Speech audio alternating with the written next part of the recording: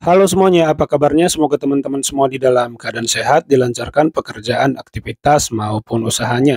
Ya, pada video kali ini saya mau mengajak teman-teman menyaksikan gitu ya statement dari Bung Anton Sanjoyo yang ketika diwawancarai itu mengatakan bahwa memang berprestasi Indonesia lolos ke babak ketiga kualifikasi Piala Dunia. Tapi kalau dibilang bersejarah, itu sejarah yang mana? Karena di sini Bung Anton Sanjoyo membandingkannya dengan tahun 86 gitu ya teman-teman. Tendensi inilah sepertinya yang tidak disukai netizen gitu ya teman-teman, karena membandingkannya dengan di tahun 86, walaupun tentu kita tidak boleh melupakan sejarah, tapi sepertinya netizen tidak suka dengan penekanan atau tendensi daripada statement Bung Anton Sanjoyo ini. Nah, bagaimana videonya? Coba kita simak dulu bareng-bareng. Bung Joy, menang 2-0 atas Filipina, kita masuk ke babak ketiga kualifikasi Piala Dunia 2026. Ini sebuah prestasi bersejarah untuk Indonesia, Bung Joy? Prestasi iya, tapi kalau sejarah menurut saya sejarah yang mana? Karena tahun 86 kan Indonesia juga lolos ke putaran akhir ya untuk subgrup di Asia. Bahkan tahun 86 dengan Om Sinyo Aliandu, ada Heri Kiswanto, mungkin Coach Aji ingat ada Feral Raymond Hatu, itu Indonesia tinggal 4 kali main dan bisa langsung ke Piala Dunia. Kalau dibandingkan dengan sekarang kan masih 10 pertandingan kalau lolos lewat posisi 1 dan 2, kalau tidak lewat babak keempat. Jadi kalau dibilang prestasi oke lah, tapi kalau sejarah jangan dilupakan prestasi tahun 86 lebih advance.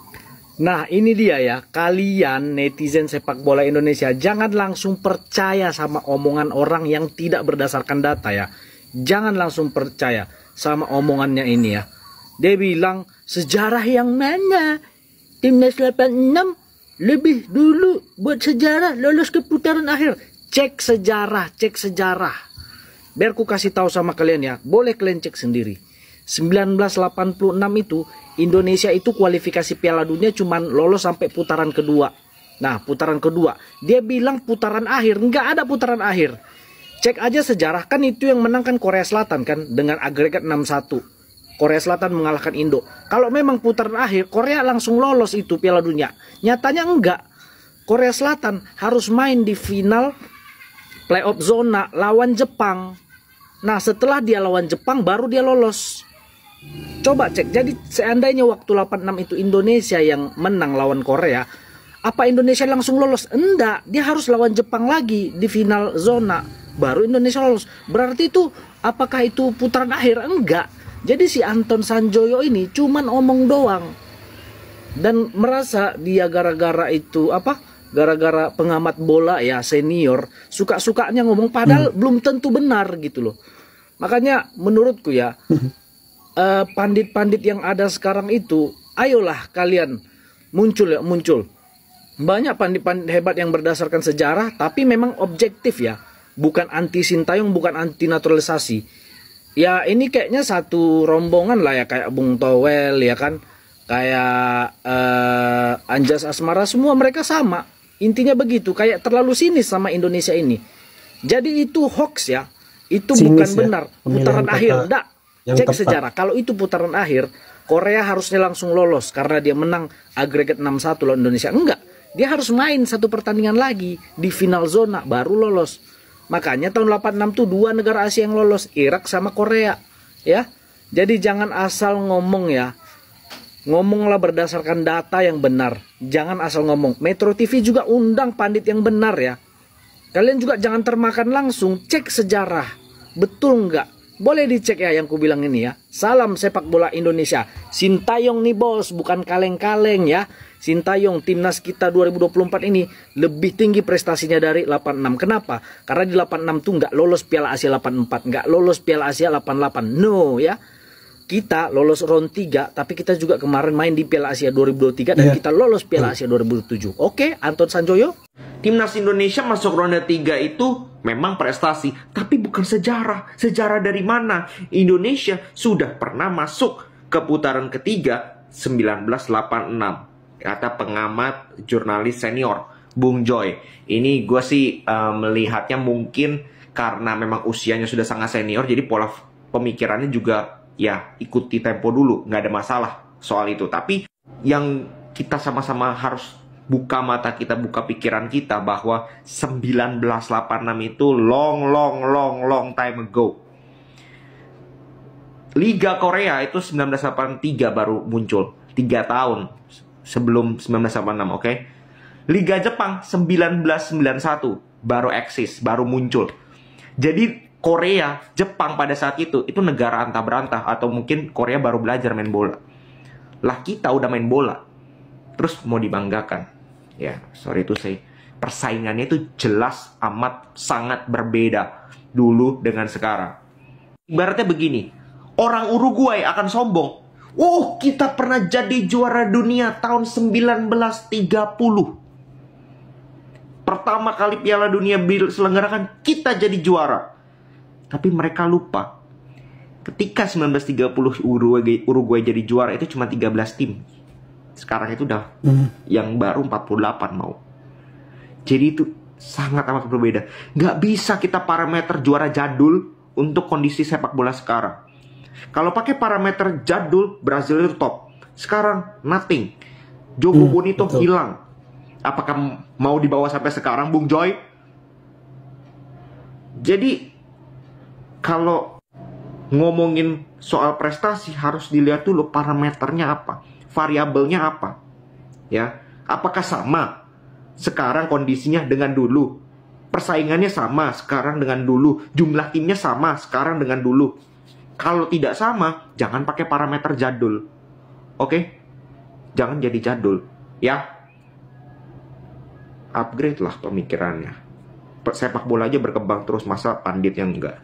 Segitu dulu. Level Indonesia makanya ya segini-segini aja. Kemarin naik 10 itu udah kayak juara dunia kan. Wah, apalagi banyak media-media yang menurut saya lebay juga.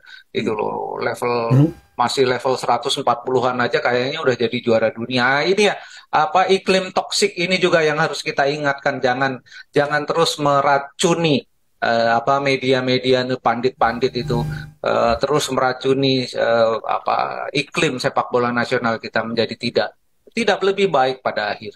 Sedikit intermezzo ya. Kemarin itu gue ngobrol sama ketua Kamar Dagang Korea. Jadi dia orangnya WhatsApp gue. Dia pengen tahu, gue bingung apa hubungannya dengan itu. Jadi dia pengen tahu tentang sepak bola Indonesia. Dia pengen tahu peran bola Sintayong sebagai orang Korea di sini. Gue jawab gini, ya mungkin lu gak setuju, Len. Gue jawab, Sintayong itu lebih ngetop di Indonesia daripada Blackpink atau BTS. Bentar. Gue bilang, kalau BTS bikin konser atau Blackpink, 5 konser pertama sold out, 10 konser pertama sold out, 20 konser mungkin udah berkurang. Bener. Timnas main match yang ke-100 perform kayak gini, sold out terus.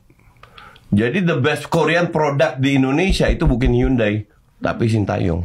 Tapi Sintayong pakai mobil Hyundai. Dikasih. Sekarang Genesis, baru dikasih Genesis 2 ya. Iya. Gitu. Gue bilang sampai dia kaget, sampai dia, lo kenapa kok bisa begitu? Apakah si Sintayong jago mengangkat skillnya pemain? Oh enggak, salah. Pertama yang dilakukan Sintayong sampai pemain kita adalah merubah mindset. Sama Saya suka sekali cara Anda mengadu bola dengan K-pop. Luar biasa Anda.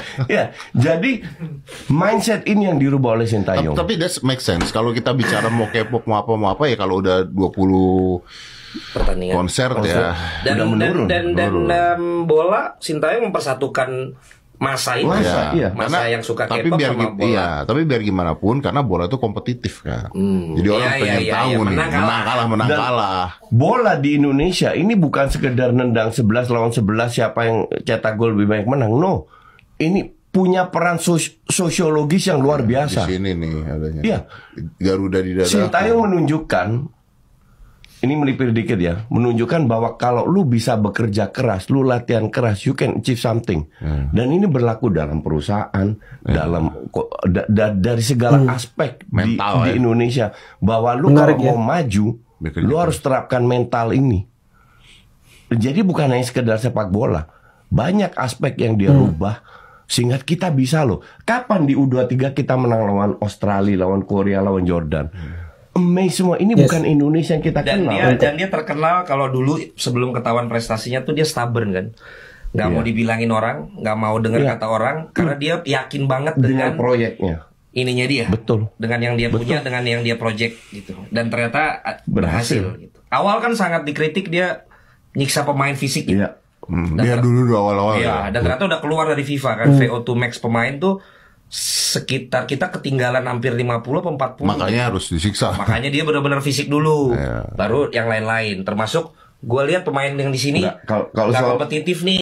Ya itu ya teman-teman statement daripada Bung Joy Santoso gitu ya teman-teman, dimana kalau dikatakan berprestasi lolosnya Indonesia ke babak ketiga kualifikasi Piala Dunia adalah sebuah prestasi. Tapi kalau dibilang sejarah yang mana dulu, karena tahun 86 sejarahnya itu kita lebih advance, pencapaiannya itu lebih advance kata Bung Joy. Tapi di sini netizen memprotes juga tadi dengan data, dan mungkin tendensi daripada statement Bung Joy ini yang dianggap sinis itu yang tidak disukai netizen. Kalau perihal untuk tidak melupakan sejarah, sepertinya kita semua sepakat sejarah tidak boleh dilupakan. Hanya saja mungkin sinisnya statement daripada Bung Joy ini tidak disukai oleh netizen. Itu kenapa tadi kita simak diprotes dengan data dan diprotes secara argumentatif oleh netizen-netizen Indonesia gitu ya teman-teman. Nah, kalau menurut teman-teman sendiri bagaimana? Silahkan tulis pendapat teman-teman di kolom komentar. Ya itu aja teman-teman video kali ini. Terima kasih buat teman-teman yang sudah menyimak sampai selesai. Jangan lupa di like videonya, di subscribe channel ini agar terus berkembang. Sampai jumpa di video saya selanjutnya.